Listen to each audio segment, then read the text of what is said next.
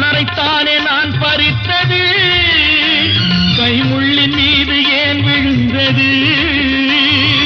உறவைத்தானே நான் நினைத்தது, என்னை பிரிவு வந்து ஏன் அழைத்தது?